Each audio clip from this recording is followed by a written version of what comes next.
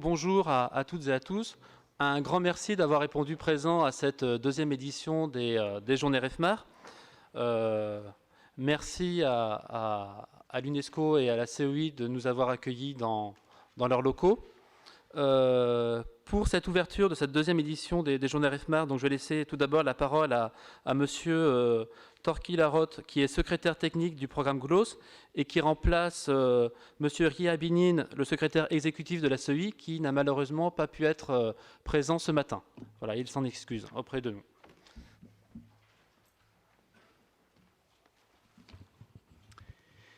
Mesdames, Messieurs, bonjour. Mon nom est Torki Larotte. Je suis secrétaire technique pour le système mondial d'observation du niveau de la mer et chef de l'unité tsunami à la Commission océanographique intergouvernementale, COI en bref. Au nom du secrétaire exécutif de la COI, Vladimir Ryabinin, je tiens à vous accueillir très chaleureusement en nos murs.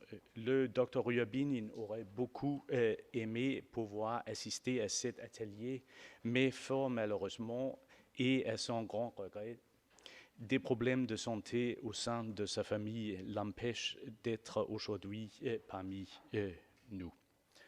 Certains d'entre vous ne sont peut-être pas familiers avec la Commission océanographique intergouvernementale de l'UNESCO. Aussi, j'aimerais brièvement vous en dire quelques mots. La COI a été créée en 1960 par la Conférence générale à l'UNESCO. C'est une commission intergouvernementale qui a ses propres organes statuaires, son conseil exécutif et son assemblée, et est établie en tant qu'un organe jouissant d'une autonomie fonctionnelle au sein de l'UNESCO. La COI compte actuellement 147 États membres. Dans le système des Nations Unies, le COI sert de point focal pour les observations océaniques, les sciences de la mer, les services de l'océan et l'échange de données. Après cette brève explication, j'aimerais, mesdames et messieurs, vous dire combien je crois cette rencontre importante et ce, de nos nombreux points de vue. En effet, on oublie trop souvent l'apport majeur de la science dans l'étude des variations du niveau de la mer.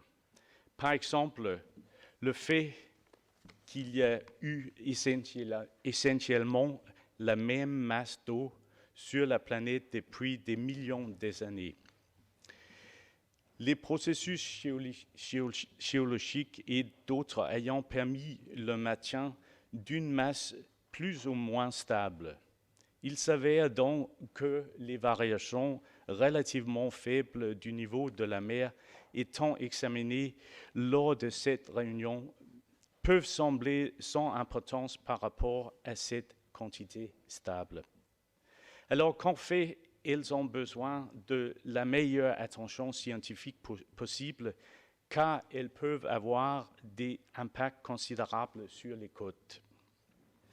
La science derrière le changement de niveau de la mer concerne les facteurs qui modifient la répartition de cette eau. Ce que nous voulons faire sur une base aussi scientifique que possible est vraiment identifier tous les facteurs accumulés dans les incertitudes passées et futures relatives au niveau de mer. Nous faisons cela parce qu'aujourd'hui,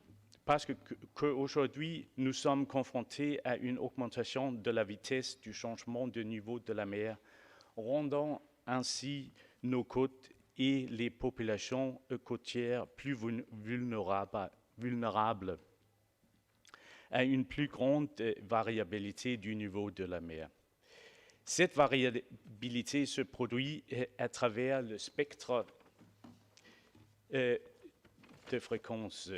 D'un part, à partir de fréquences très élevées, par exemple par les tempêtes, et d'autre part, par des fréquences très faibles qui sont reconnues par de nombreuses personnes comme un des principaux facteurs du changement climatique.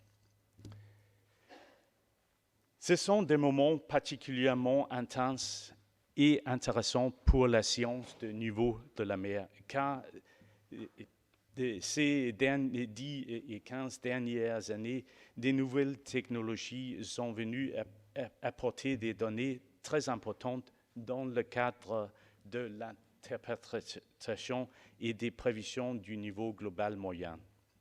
En effet, nous pouvons maintenant percevoir les changements de niveau de la mer en temps quasi réel.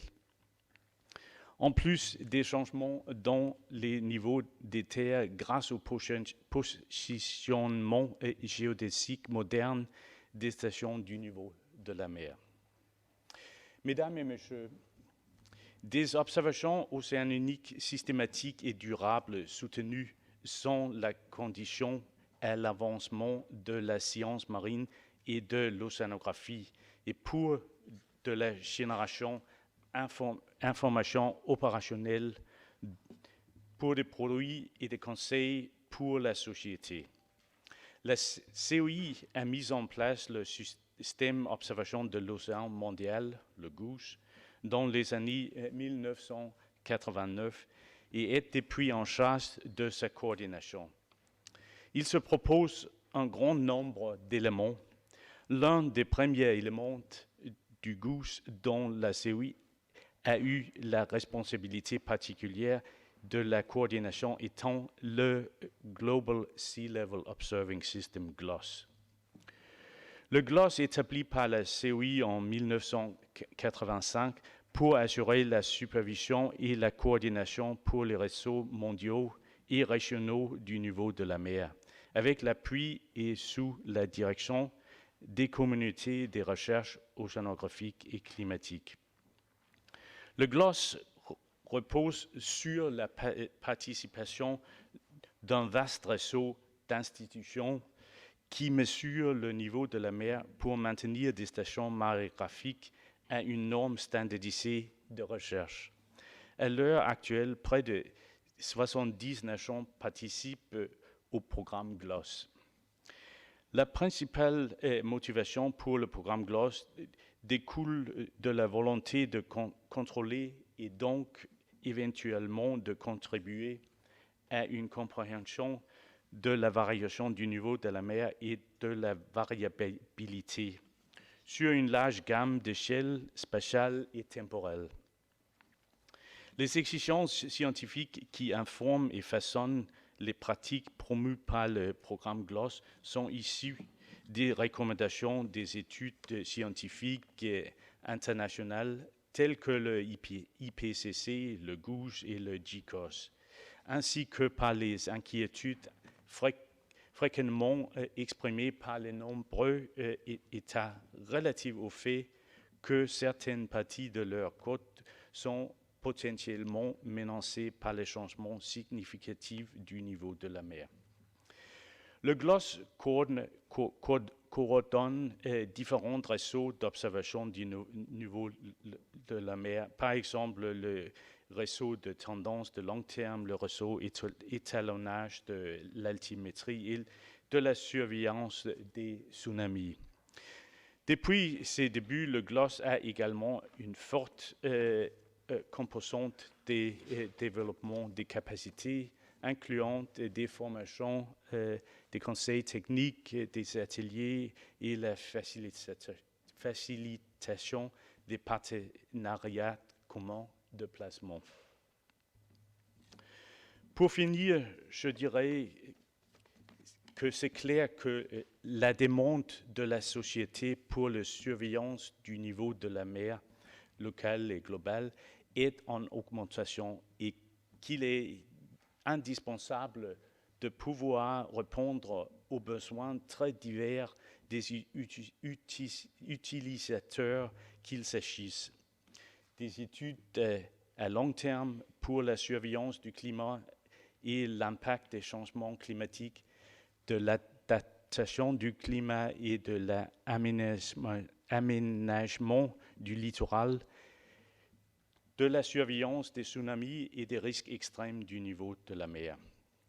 La société internationale s'appuie sur les programmes internationaux pour fournir les principaux flux des données sur le niveau de la mer et fournir conseils et meilleures pratiques et formations pour aider les sociétés à combler les lacunes des réseaux d'observation. Mais les programmes internationaux, je soulignais, sont seulement aussi forts que le réseau national d'observation. Et je pourrais même ajouter aussi fort que la communauté nationale de la science du niveau de la mer. J'espère donc que la rencontre aujourd'hui apportera une contribution pour un renforcement de l'observation du niveau de la mer et de la science dans votre pays respectif. Enfin, je souhaite remercier le CHOM et les autres partenaires dans cette conférence pour le support et la bonne collaboration, pas seulement en ce qui concerne cet événement, mais aussi pour les longues collaborations qu'on a eues pendant des années pour le programme du GLOS. Je tiens encore une fois à vous dire combien nous sommes heureux de vous accueillir au sein de la COI et je vous souhaite une excellente réunion qui, je n'en doute pas, sera très productive. Je vous remercie de votre attention.